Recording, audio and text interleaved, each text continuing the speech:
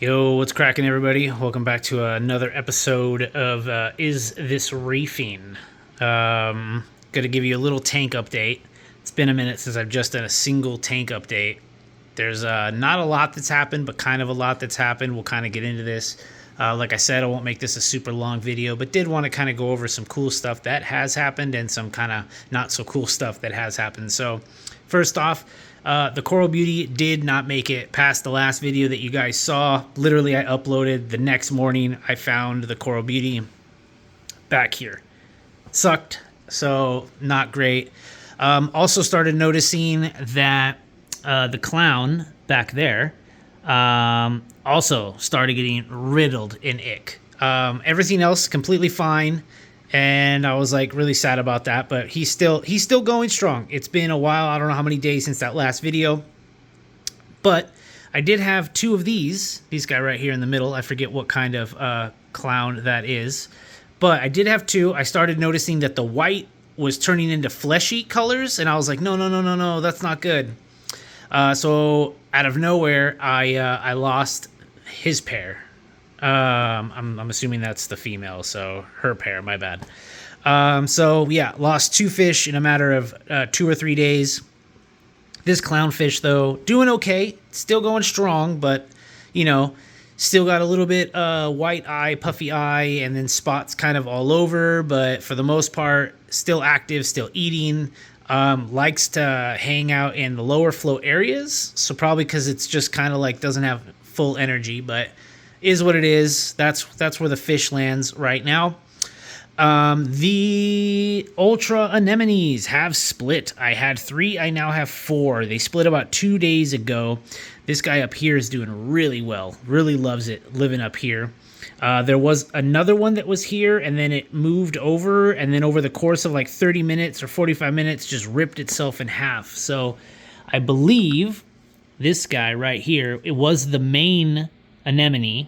No, sorry, this one. This one is the main anemone, and the one back here, healing up, still doing well though. It's back to being puffy. Looks like it's got a full mouth again. That is the baby, and I only know that because it initially moved and then it split. But either way, we have that. This one right here is just doing what they do every night. They kind of just like, you know, open their mouths and like look like they're dead, and then in another couple hours they're back. I think something really bothered the Duncan. It just didn't really open today, but I mean, that is what it is. I gotta fix this. This torch is just falling over. Galaxia is doing really well. That's starting to grow. I need to find a better spot for that. The blacklight torch doing really well. I am seeing a tiny little polyp knot extension over here. You know, that might just be flow. I might need to just do a better water change. I just did a little one after the Coral Beauty died, just to, you know, change some water. But yeah, I'm considering moving this torch to like front and center, way up here. It's been here for, I don't know, it's been about 2.5 weeks now. If you guys can let me know in the comments, if you have torches, what average par, you know, I don't know if you have a reader or not, but what average par you're running. I think in my setup, to be honest with you, by BRS settings and AB plus full max on the prime, don't at me. This has got to be like 120, 130, but these can go like 150, 160, 200, but everyone's light is different. I saw a video. Some guy had them at like 2 or 250 on some Radium G5s, but you know how people are. You never know. But they did have a par meter, but I didn't see the par meter. I'm just saying, I didn't see the par meter, but they were reading it. I just couldn't see the numbers. Anyway, we got these little Zoas. I think these are kind of pallies. Those are doing well. Acan Lord situations doing real good over here. Enjoying those. The Neon Splatter is doing really well. I actually printed a little sand situation down there. I think I'm going to make a whole video on this specifically, but I won't get into it too bad. But I did find on Thingiverse, this is actually a specimen cup frag holder. So if you buy a frag or you go and buy one, you would put this in a specimen cup. But I found that it's great. It fits right there, and that's what that is right there. But I did notice that because this hole is see-through or all the way through, when I pressed it into the sand is coming up through it and pushing the plug up. So what I had to do was I put it in a Tinkercad and just gave it a base. And I might replace it, but I might move the Galaxia, or I might prop up this torch coral with this, because the plug will go all the way in, and then I could shove this all the way under the sand and not worry about the plug popping up. So this is cool. This is cool. Like I said, this is a specimen cup frag holder, but I don't know. It works for sand, so I printed one of those. And as you guys can see, I've been using this RFG or Turbulent, however you want to do it. Shout out to Clevin out there.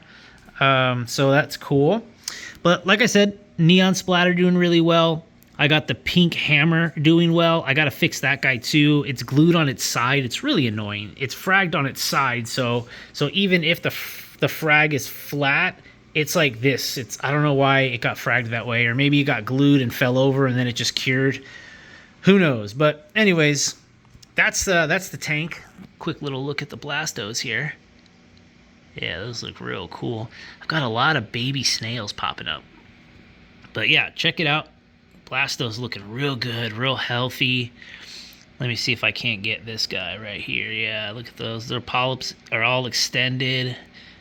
That looks good. Give a nice little look over here. The blacklight torch. I'm really juiced about this guy.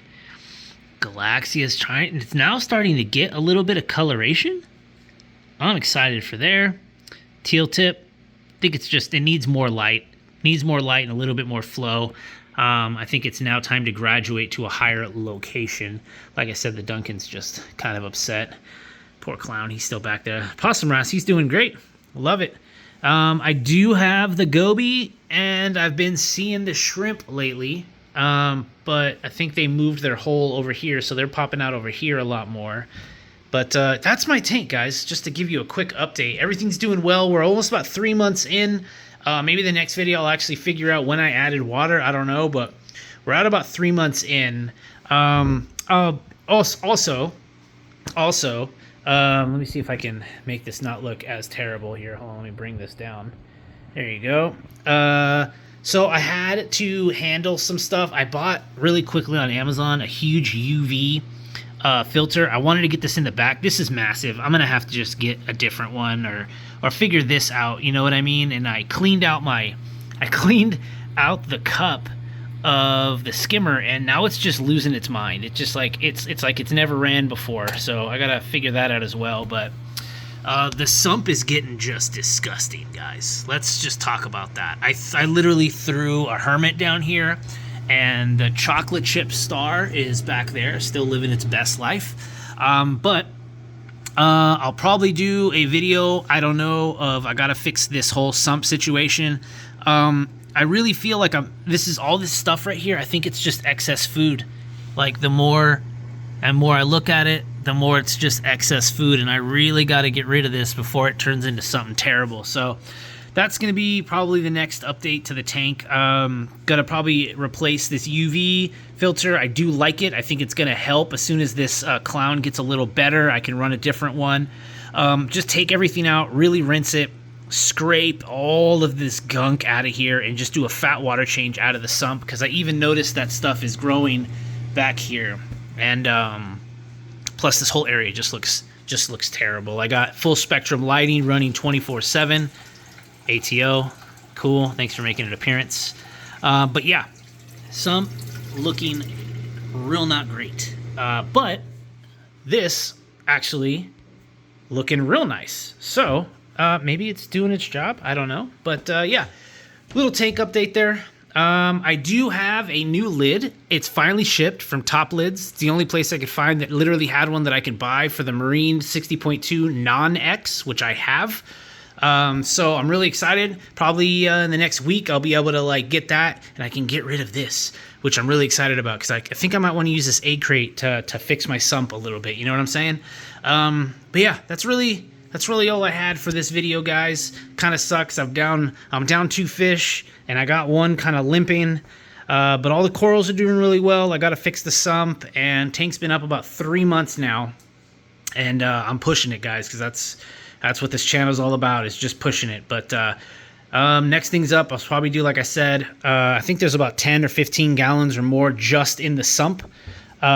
So I'm going to do a massive water change through cleaning the sump. And then hopefully that slowly circulates right here into the main display.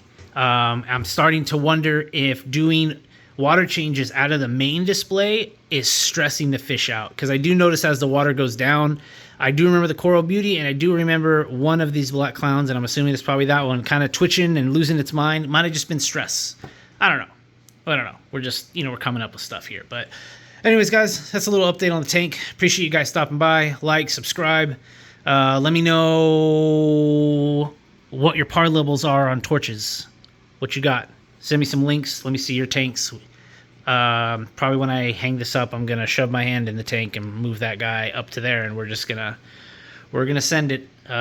We'll see if that happens. Anyways, guys, thanks for watching. See you in the next one. Later.